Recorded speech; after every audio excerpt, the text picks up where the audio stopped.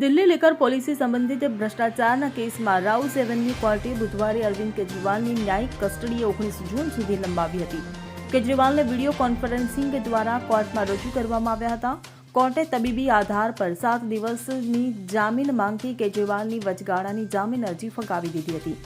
આ સાથે જ અધિકારીઓને કેજરીવાલના જરૂરી મેડિકલ ટેસ્ટ કરાવવા સૂચના આપી હતી. સ્પેશિયલ જજ કાવેરી બાવેજાએ 1 જૂને થયેલી સુનાવણીમાં કેજરીવાલની જામીન અરજી પરનો નિર્ણય 5 જૂન માટે અનામત રાખ્યો હતો. કેજરીવાલે 7 દિવસની જામીન માંગી હતી, જેથી કરીને તેઓ તેમના મેડિકલ ટેસ્ટ કરાવી શકે, પરંતુ ઈડીએ કોર્ટમાં તેમની અપીલોનો વિરોધ કર્યો હતો. મહત્વનું છે કે કેજરીવાલની 21 માર્ચે ધરપકડ કરવામાં આવી હતી. સુપ્રીમ કોર્ટે 10 મેના રોજ તેમને વચગાળાના જામીન આપ્યા હતા. 21 દિવસ સુધી જામીન પર બહાર રહ્યા બાદ કેજરીવાલે 2 જૂને સાંજે 5 વાગ્યે તિહારમાં આત્મસમર્પણ કર્યું હતું. Bureau report CN24 news.